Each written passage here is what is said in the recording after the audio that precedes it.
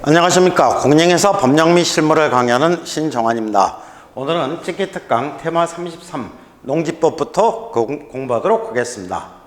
이 농지법 매 시험마다 이제 그 한 문제씩 출제가 되는데 32 시험에서만 문제가 안 나오고 그 전에는 매 시험마다 한 문제씩 출제가 됐었습니다. 그래서 이제 이번 시험에도 한 문제 정도가 출제가 될 걸로 예상을 하는데 부동산 공법에서 자세히 배우시고 문제를 통해서만 살펴보도록 하겠습니다. 문제 1. 농지를 매수하고자 하는 의뢰인에게 개업공인사가 설명한 내용으로 틀린 것은? 이 농지법에서 문제가 나왔을 때 지금까지 중개실무에서 문제가 나올 때는 주말 체험용농, 이게 시험에 나온 경우가 가장 많았습니다. 그렇기 때문에 이 주말 체험용농을 살펴보는데 주말 체험용농의 목적으로 농지를 소유하는 경우 세대원 전부가 소유하는 총면적이 1,000제곱미터 미만이어야 한다.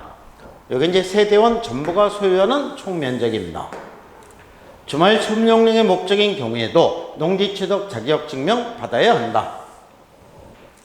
동그라미. 주말 체험용농의 목적인 경우에도 농업진흥지역 내의 농지는 취득할 수 없다. 농업진흥지역 내의 농지는 취득할 수 없다. 이게 이번에 새로 바뀐 내용이니까 잘 알아두시고, 개인이 아닌 법인의 경우에도 주말 체험용 목적의 농지를 취득할 수 있다. X가 되겠죠. 취미생활하는 것은 개인이나 하는 거지 이 법인이 취미생활할 수 없는 거죠. 그래서 법인은 취득할 수 없는 겁니다. 주말 체험용농의 목적인 경우에는 주말 체험용농 계획서를 제출해야 한다. 주말 체험용농 계획서를 제출해야 한다. 이것도 이번에 새로 바뀐 내용이 되니까 잘 알아두셔야 되는 내용에 해당이 됩니다. 그래서 4번이 정답이 되고,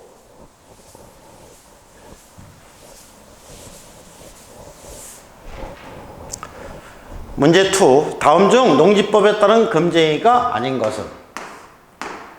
농지법에서 이제 새로 도입된 내용이 됩니다.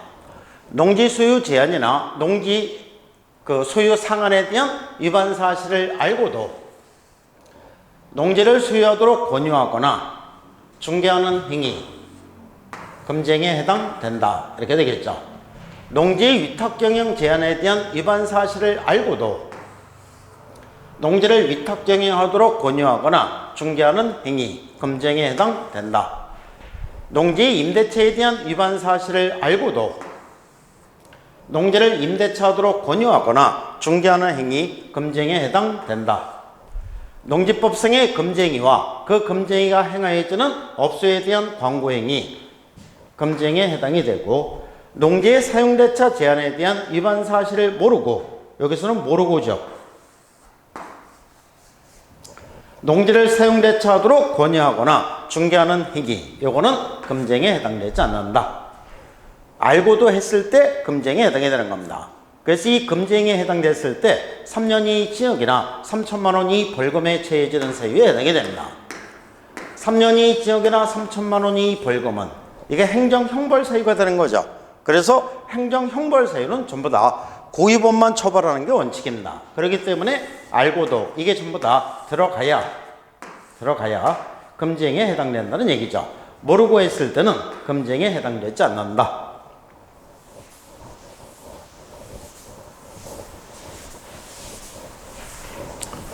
그 다음에 중개사물 확인설명서 작성 방법, 매 시험마다 한두 문제씩 출제가 되는데, 확인설명서는 총 3파트로 구성이 됩니다.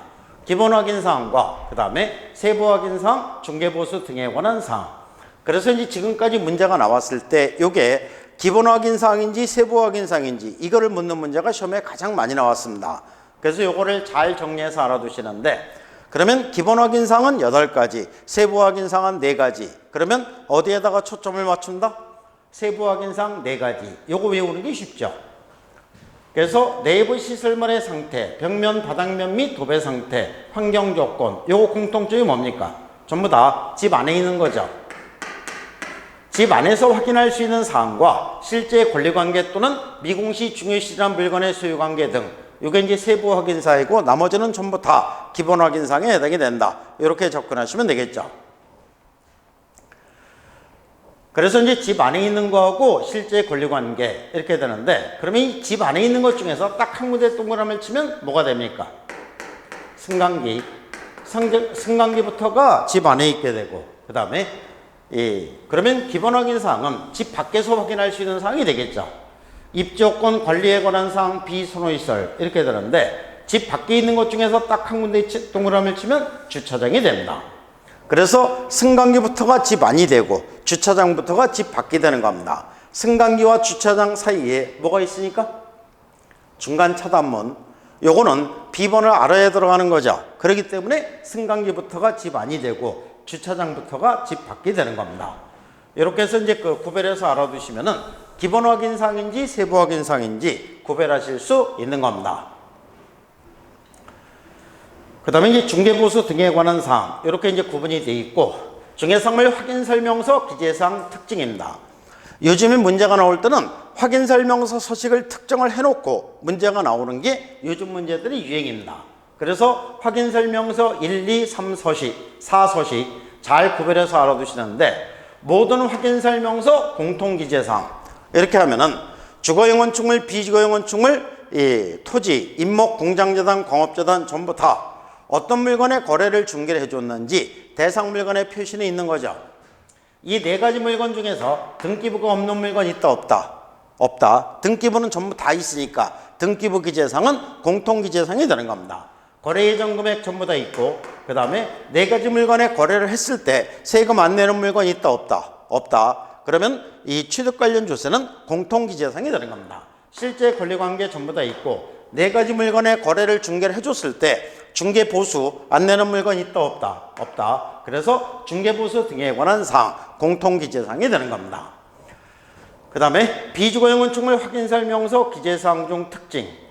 주거용 건축물은 기재사항에 해당되는데 비주거용 건축물 확인설명서는 기재사항에 해당되지 않는 거 7가지. 교육시설, 학교가 배정이 될 때 집을 기준으로 사무실을 기준으로 집을 기준으로, 그러니까 집 근처에 있는 학교는 기재하지만 사무실 근처에 있는 학교 기재할 필요 없다는 얘기입니다. 판매 및 의료시설, 백화점 가고 병원 갈 때도 집에서 가는 거지 사무실에서 가는 게 아니죠. 비선호시설, 집 근처에 비선호시 있느냐 없느냐, 이게 집값의 영향이 크죠. 사무실 근처에 비선호시 있느냐 없느냐, 이건 때에 따라서는 플러스가 되는 경우도 있을 수 있는 겁니다. 그 다음에 이 도배, 일주량, 소음, 진동, 요거는 주거용 건축물 확인설명서는 기재사항에 해당되는데 비주거용 건축물 확인설명서는 기재사항에 해당되지 않는다.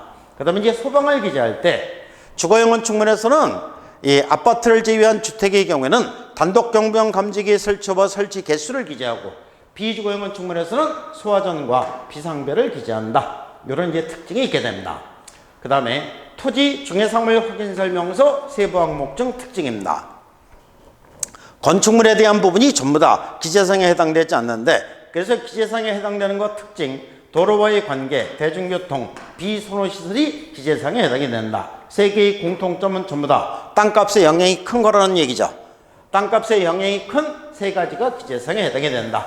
이렇게 구별해서 알아두시면 되는 겁니다.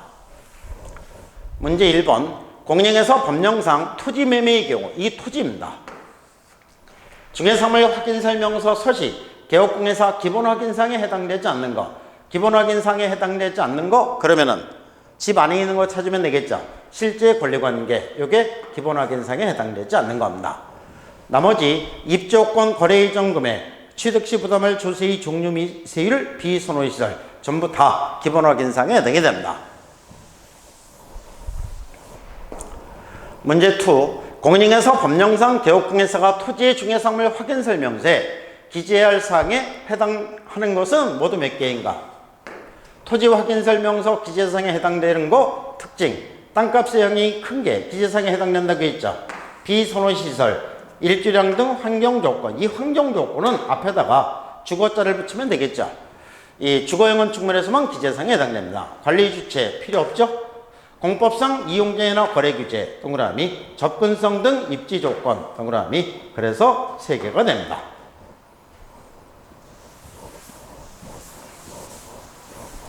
문제 3. 다음 중 중개상물 확인설명서에 관한 설명으로 틀린 것은? 중개상물의 내부 시설물의 상태와 벽면, 바닥면 및 도배 상태는 개업공개사가 이전리인에게 자료를 요구하여 확인한 사항을 기재한다. 동그라미. 공통점은 집 안에 있는 거니까 이전리인에게 자료를 요구해서 확인한 사항을 기재하는 겁니다.